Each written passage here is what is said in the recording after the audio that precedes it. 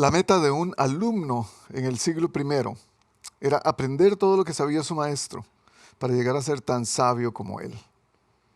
Pero la meta de un discípulo era no solamente aprender lo que su maestro sabía, sino ser como su maestro, imitarlo en todo, hacer cada cosa que él hiciera. Y para eso tenían que vivir juntos, para eso tenían que pasar tiempo juntos. Y es por eso que cada rabino tenía su grupo de estudiantes que generalmente él mismo escogía para que vivieran con él. No solamente para que vivieran con él, ellos tenían que mantener de alguna manera a su maestro, tenían que mantener su comida, tenían que protegerlo, tenían que estar con él a tiempo completo, para ver cada cosa que él hacía, para hurgar en cada pensamiento que él tenía y poder entender qué era lo que estaba pasando en su mente, para poder ellos aprenderlo y hacerlo parte de su vida. La meta, llegar a ser como él. Este era el caso de los 12 que estaban con Jesús. La diferencia era que ellos no fueron los que escogieron a su maestro, que era una costumbre muy, muy común en ese tiempo, porque habían algunos rabinos que eran sumamente especiales y también populares. Y muchos alumnos querían ser parte de su grupo.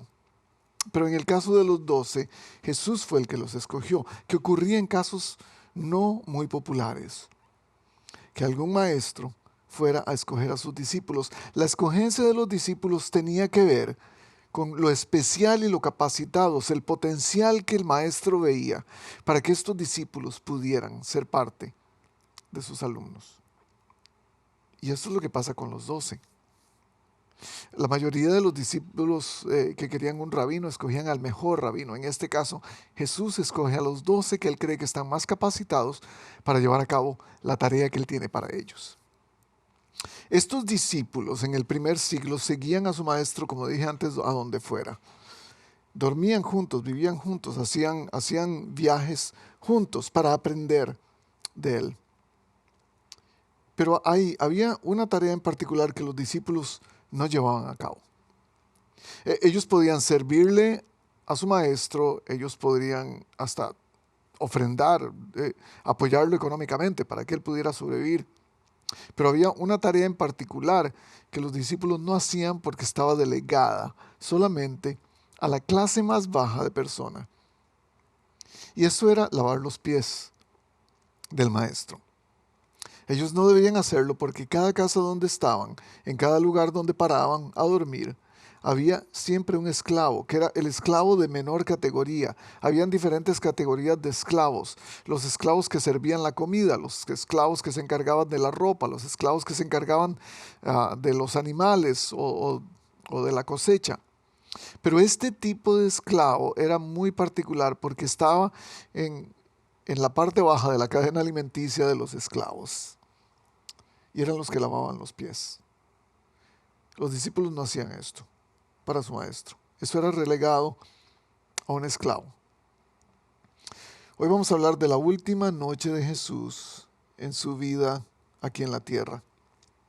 Es el episodio que ha sido pintado por Juan y por los otros evangelios también para revelarnos los detalles de una escena sumamente íntima. Los otros 3 evangelios se encargan de darnos una pincelada de lo que está ocurriendo en el ritual. Juan se encarga de darnos una pincelada de lo que está ocurriendo en los corazones de ellos. Y no solamente de ellos, sino también el de Jesús. Juan capítulo 13, de los versículos 1 al 17, nos va a contar la historia que muchos conocemos, y si usted no la conoce, yo lo invito a quedarse para que podamos hurgar en medio de las enseñanzas que tiene esta historia de Jesús lavándole los pies a sus discípulos y las implicaciones que tienen para nuestra vida. Bienvenidos todos los que están con nosotros. Y empezamos leyendo. Versículo 1, Juan capítulo 13, del 1 al 17. Se acercaba la fiesta de la Pascua. Ya hemos hablado de la Pascua, la celebración de la salvación de Israel por parte de Dios.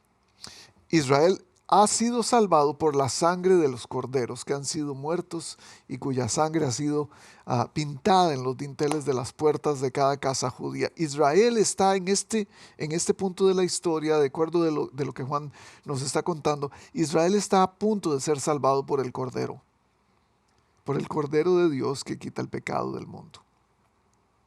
Pero solamente serán los que van a aplicar la sangre, eventualmente, los que entiendan el significado histórico, ritual, religioso del acto, solamente ellos van a ser salvos. Se acercaba la fiesta de la Pascua.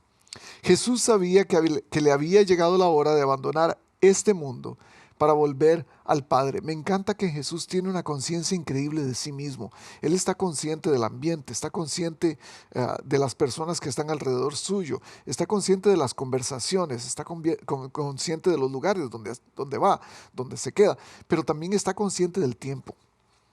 Tiene una conciencia clara de qué es lo que está pasando. Hay un tiempo para todo, dice Eclesiastés capítulo 3, pero no todos sabemos reconocerlo.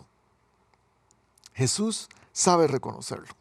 Hay una conciencia de sí mismo innata en el Hijo de Dios, en el Dios hombre, que sobrepasa el entendimiento de muchos de nosotros, que muchas veces hacemos cosas sin sentido, solamente porque sí, casi instintivamente.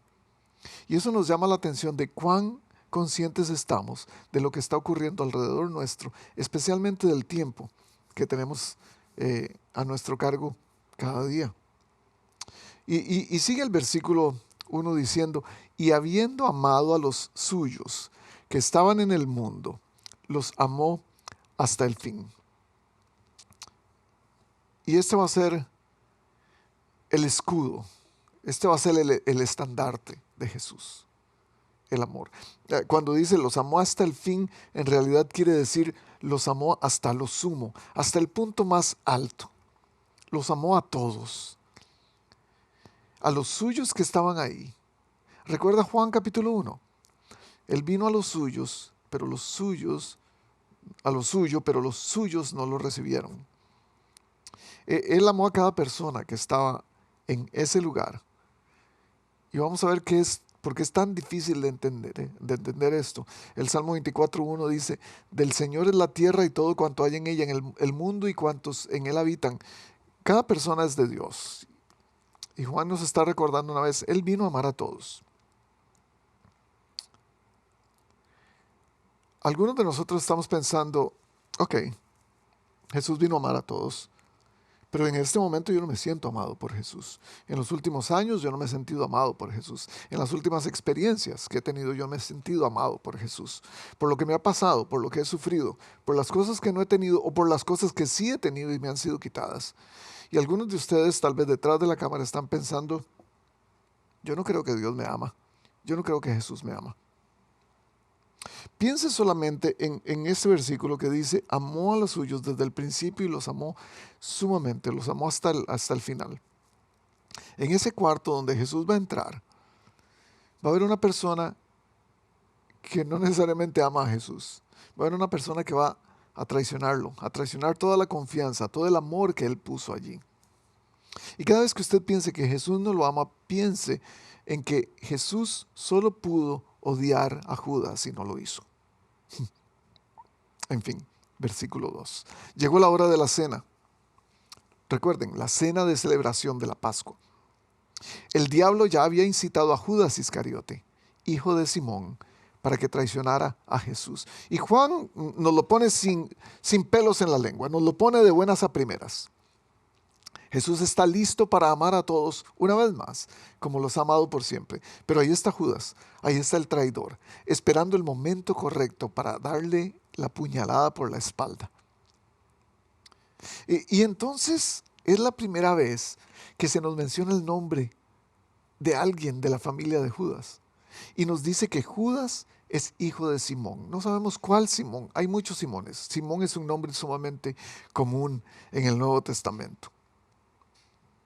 Pero pensando en Simón, a mí no me gustaría ser conocido por lo que mi hijo hizo, especialmente si mi hijo hizo algo malo.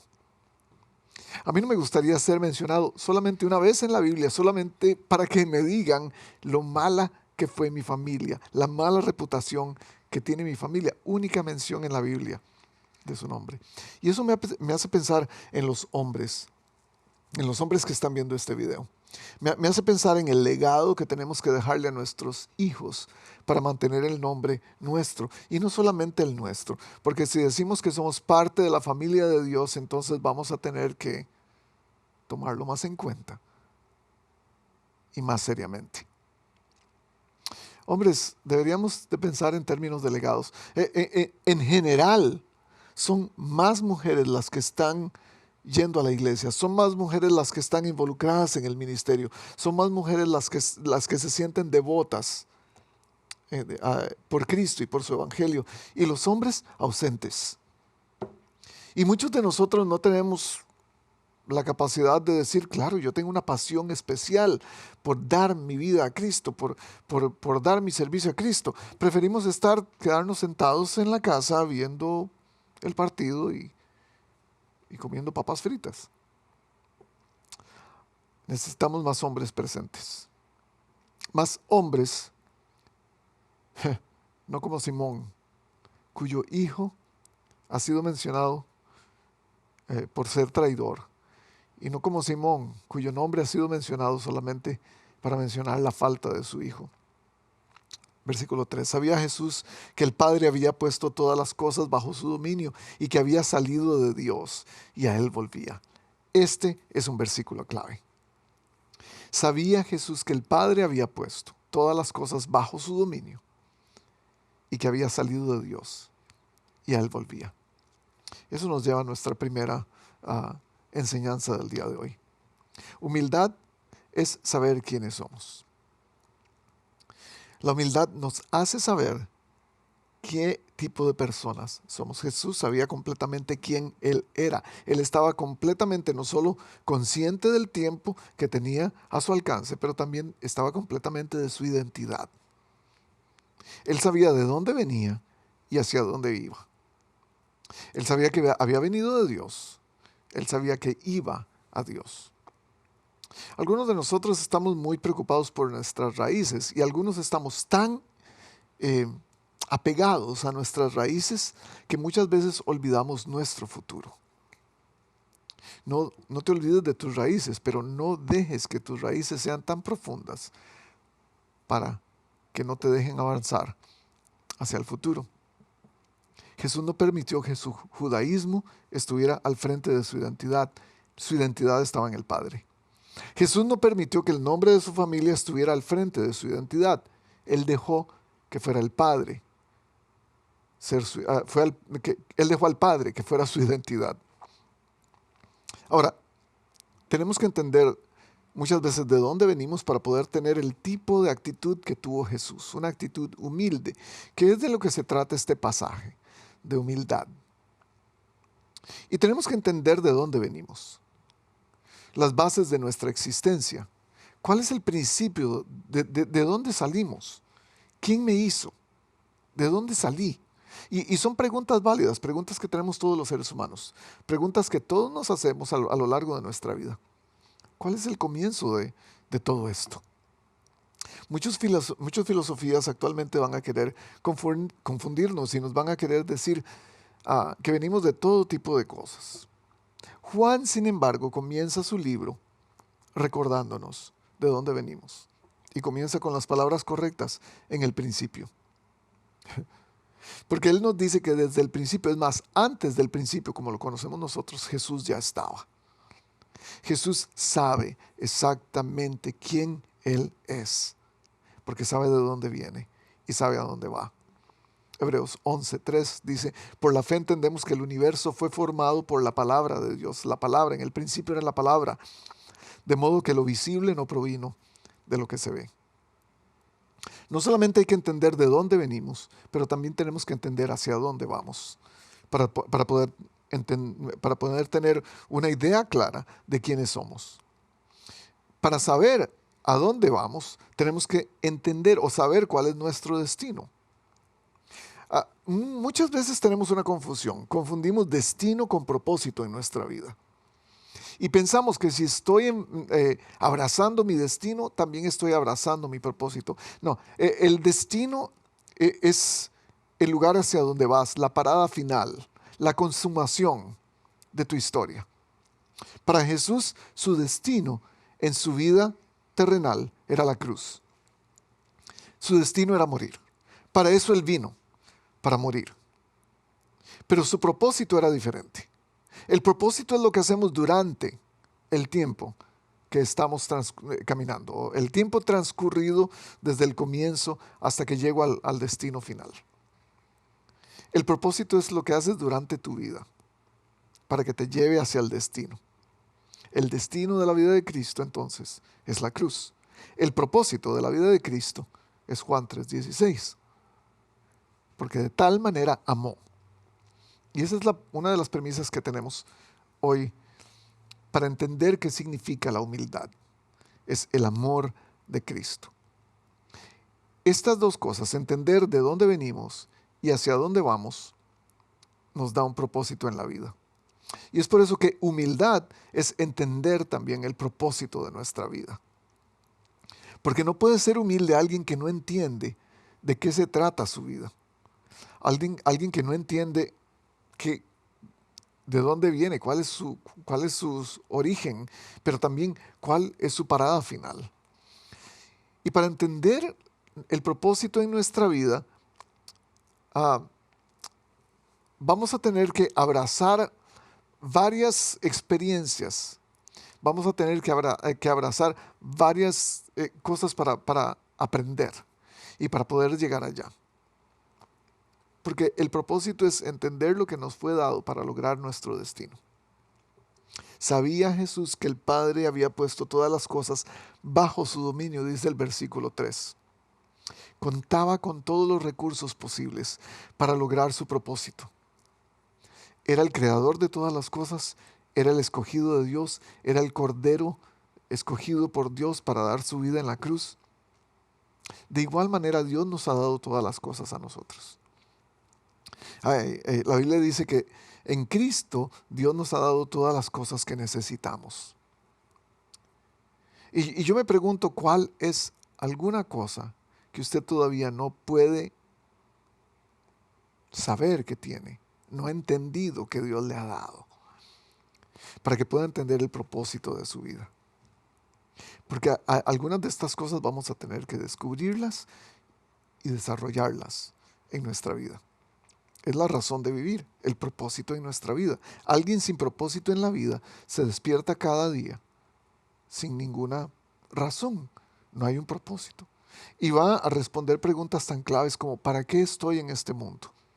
¿Cuál es mi papel en esta historia? ¿Cuál es mi parte mientras estoy vivo?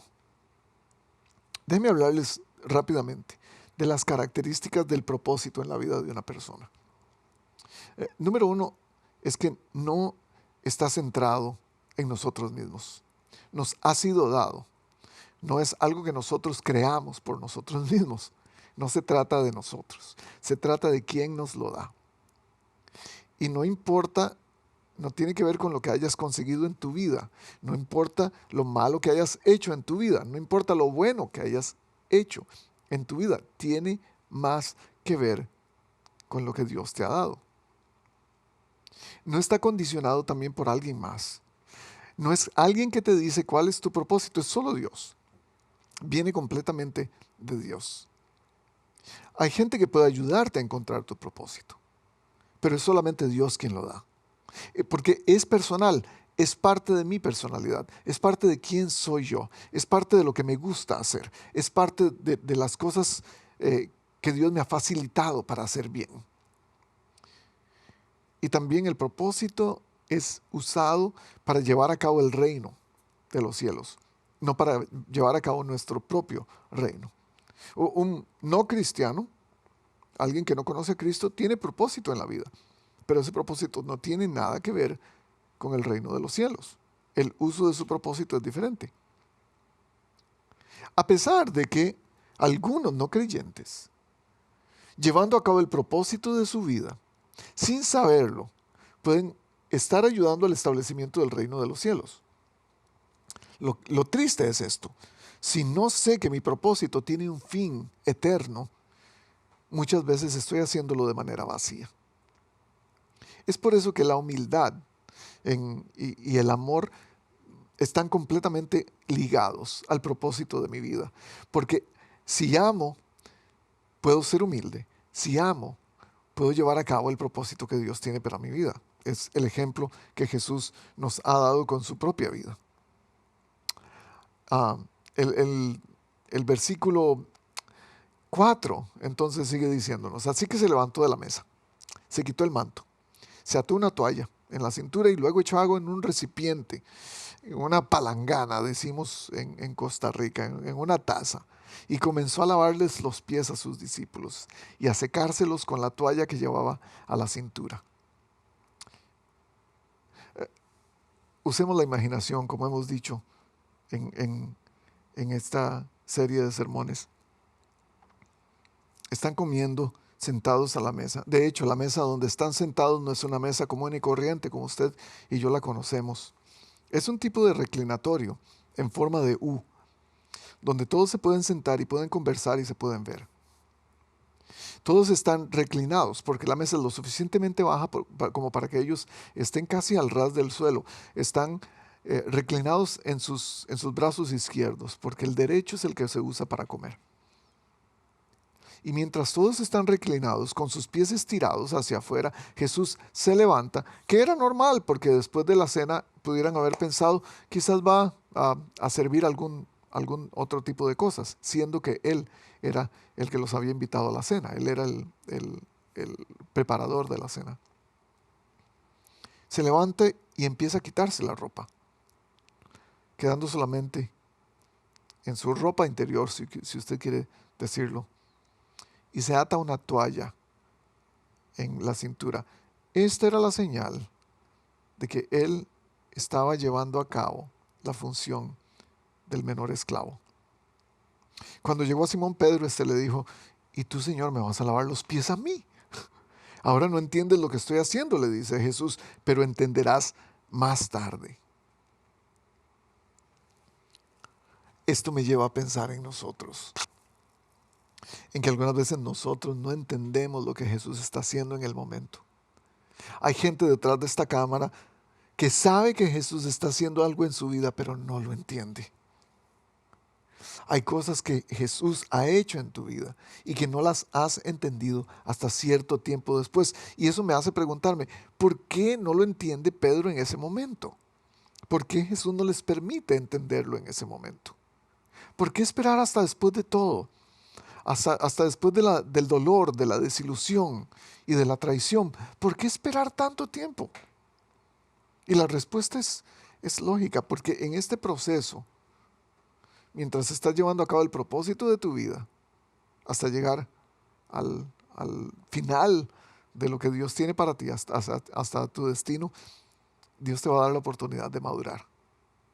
Y madurar no puede ocurrir sin situaciones como estas.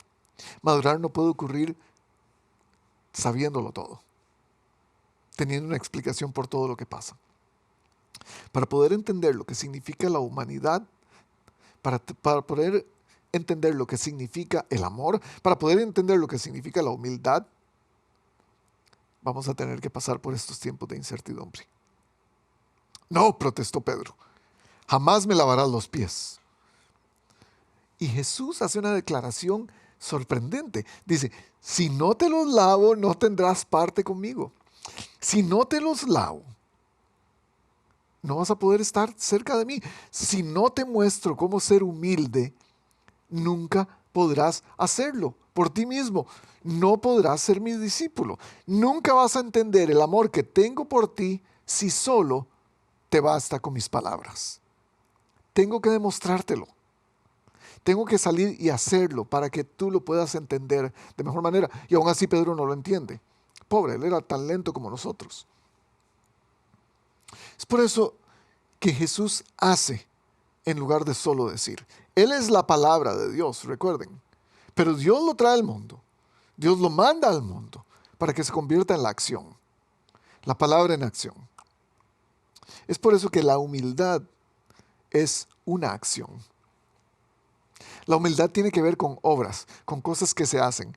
El amor es el motor, el propósito de Jesús. Por eso es que Él vino, porque nos amó tanto que quiso dar su vida. Ahora lo que le toca hacer es hacer. Lo que le toca hacer es funcionar, es obrar, es dejar que la gente vea cómo se mira ese amor. Porque el amor no se basa solamente en sentimientos. El amor en estos días ha sido tan mal interpretado. Amor en estos días tiene que ver con mis preferencias. Amor en estos días tiene que ver con mi sexualidad, con lo que me hace sentir bien, con la satisfacción que yo obtengo o que obtiene solamente la otra persona a la que yo quiero demostrarle mi amor. Jesús nos está diciendo, no, el que ama sirve. El que ama tiene que dar algo más allá. El que ama sirve con motivaciones correctas, no con las motivaciones equivocadas. El que ama se entrega desinteresadamente para favorecer a la otra persona. Es más, el que ama hace eso, es servicio y sacrificio al mismo tiempo. El que ama se da desinteresadamente a pesar de que duela. Hoy en día, el amor es entendido como lo que me hace sentir bien cuando le doy a otra persona. Es por eso que es muy ligado al sexo. Es por eso que es muy ligado a los sentimientos. Sin embargo, Pablo nos recuerda en 1 Corintios 13, versículos 4 al 7. Dice, el amor es paciente, el amor sabe esperar. El amor es bondadoso, el amor sabe comportarse bien. El amor no es envidioso, ni jactancioso, ni orgulloso. Quiere decir que no tiene ningún tipo de envidia. No se comporta con rudeza, o sea, que es siempre amable. No es egoísta, o sea, siempre da. No se enoja fácilmente, siempre tiene una buena actitud. No guarda rencor, quiere decir que sabe perdonar. El amor no se deleita en la maldad, sino que se regocija con la verdad. Todo lo disculpa. Ya se me perdió. Todo lo disculpa. Mi aparato no está queriendo darme. Todo lo soporta, todo lo cree, todo lo espera. Y ahí está Pedro, teniendo un conflicto, pensando, pero yo creía que Jesús nos amaba porque Él ya nos lo había dicho. Y ahora nos lo está demostrando. Él piensa, esto es demasiado.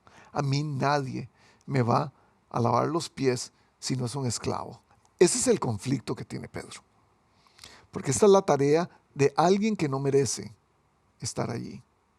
Alguien que no merece nada, solamente lavar pies, que han estado todo el día caminando en el polvo y en los charcos llenos de materia fecal, de animales y de seres humanos.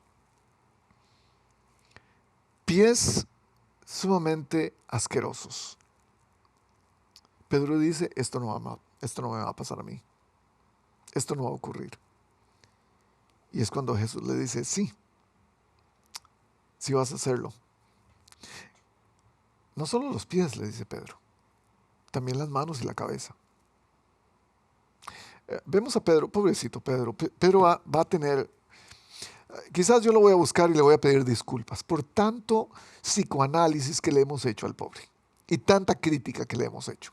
Cuando llegue al cielo, yo voy a buscar a Pedro y le voy a pedir una disculpa. Pero aquí vemos, ¿cómo no hacerlo con él? Porque vemos que pasa de un extremo al otro. Primero dice, no, a mí no me lavas, a mí no me bañas. Y después le dice, no solo me laves los pies, dame una ducha. El que ya se ha bañado, le responde Jesús, no necesita lavarse más que los pies, pues ya todo su cuerpo está limpio y ustedes ya están limpios, aunque no todos, por supuesto refiriéndose al traidor. El que ya se ha bañado no necesita lavarse más que los pies.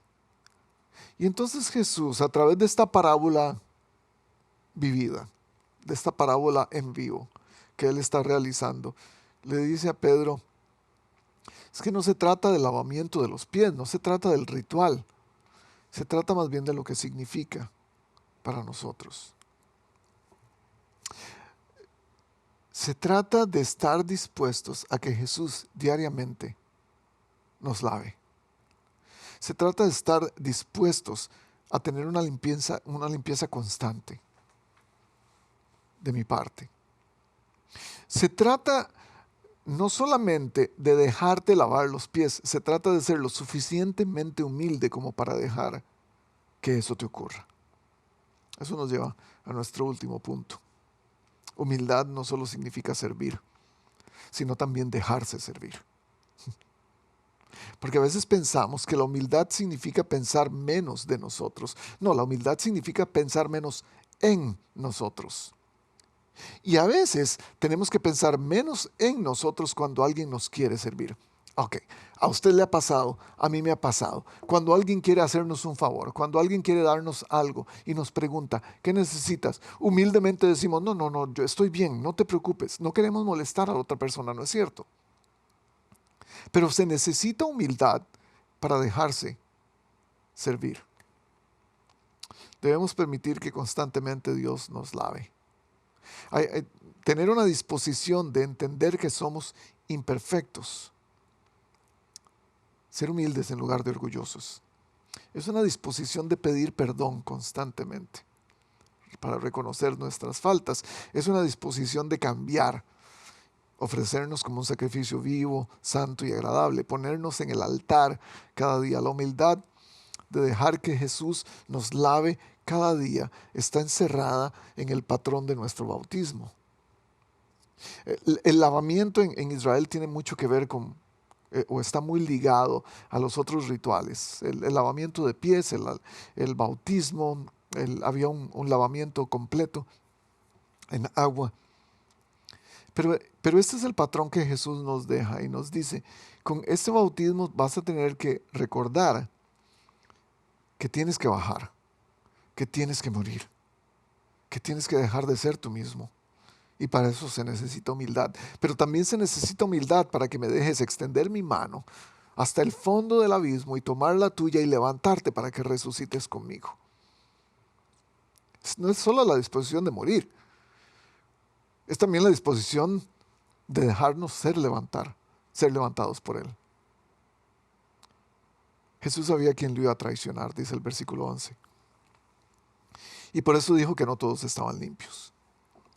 Cuando terminó de lavarles los pies, se puso el manto y volvió a su lugar. Yo me imagino a los discípulos, ¿se imagina? Usted, pongámonos en ese momento. Me imagino a los discípulos viendo a Jesús con la boca abierta, pensando, ¿qué acaba de pasar? En completo silencio. Algunos se volvían a ver y se hacían señales como, porque no entendían. Cuando se terminó de lavarles los pies y se puso el manto y volvió a su lugar, les dijo, ¿entienden lo que he hecho con ustedes? Casi que una pregunta obvia, porque ellos no entendían nada. Estaban más perdidos. Ustedes me llaman maestro y señor. Y dicen bien, porque yo lo soy. Pues si yo, el Señor y el Maestro, les he lavado los pies, también ustedes deben lavarse los pies los unos a los otros. Les he puesto el ejemplo para que hagan lo mismo. Ese es el título de nuestro sermón hoy. Para que hagan lo mismo que yo he hecho con ustedes. Para que hagan lo mismo. De eso se trata el discipulado. Hacer lo mismo.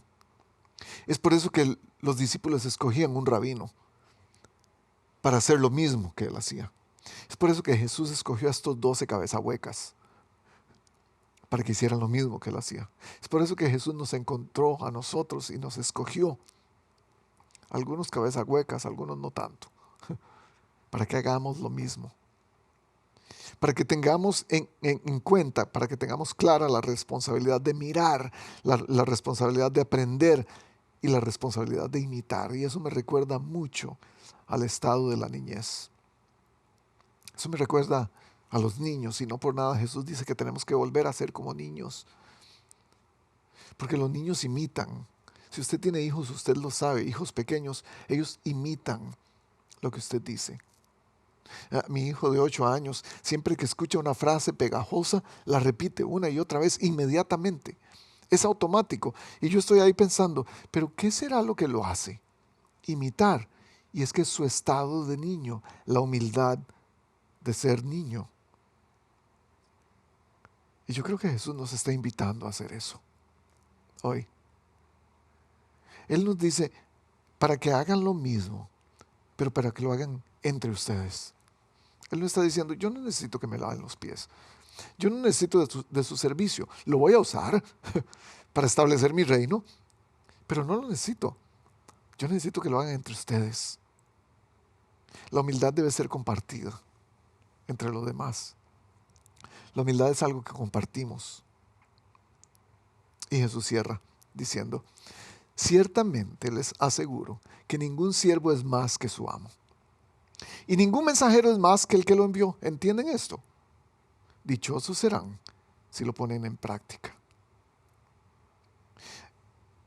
De acuerdo a Jesús, el amo, el Señor, el que envía, el que tiene autoridad, la persona que tiene una posición de autoridad es la que define qué es lo que está pasando.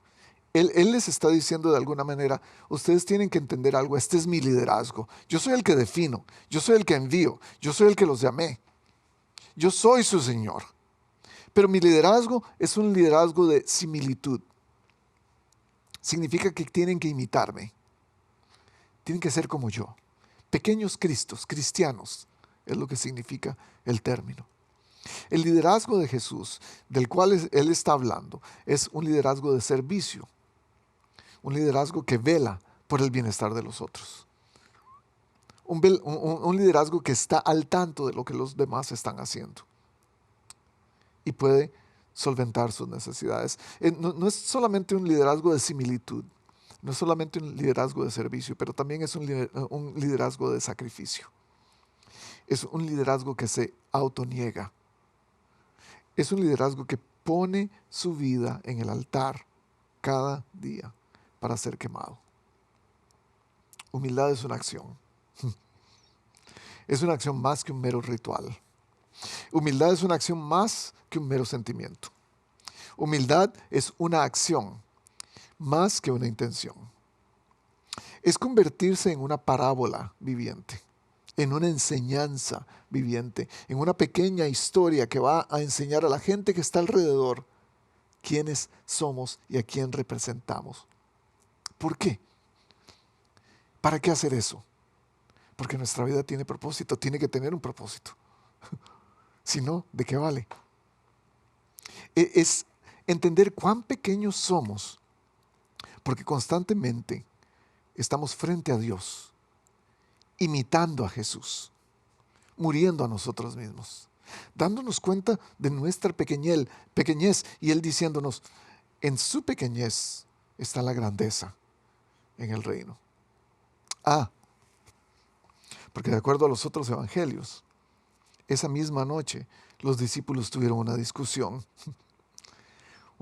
que estaba basada en quién era el mayor.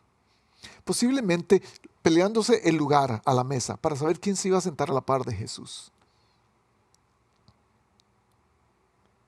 Y Jesús les dice, ¿entienden lo que dice? Lo que estoy haciendo es para que ustedes lo hagan, para que ustedes me imiten, porque yo sé quién soy, yo tengo todo, el Padre me dio todo, yo tengo la capacidad de hacer y deshacer, yo estuve antes desde el principio que ustedes conocen. Yo sé de dónde vengo, yo sé de a dónde voy, yo sé cuál es mi identidad. Yo estoy seguro de mí mismo. Y es por eso que hice lo que hice, para que ustedes lo repitan. Y en Mateo 11:29, Jesús yo creo que nos da una estocada final, diciendo, carguen con mi yugo, carguen con lo que es difícil, carguen con mi cruz, mueran a sí mismos. Hagan lo difícil y aprendan de mí. Vean quién soy yo, imítenme. Sirvan como yo sirvo. Sacrifíquense como yo me sacrifiqué. Carguen con mi yugo y aprendan de mí, pues yo soy apacible y humilde de corazón. y encontrarán descanso para su alma. Yo creo que algunos de ustedes detrás de la cámara posiblemente no han encontrado mucho descanso en su alma, porque hay una lucha constante entre mi orgullo y mi humildad, entre lo que quiero ser, lo que pretendo ser, la persona que anhelo ser y lo que Cristo me está diciendo que sea. Y yo creo que hay mucho conflicto en la vida de muchos de nosotros porque no entendemos todavía el propósito de nuestra vida. Quiere entenderlo mejor. Practique esta humildad de la que está hablando este pasaje. Lleve su yugo, muera cada día. Ahí es donde van a encontrar el descanso para su alma. Ese es nuestro destino final, el descanso de nuestra alma. Nos vemos la próxima semana.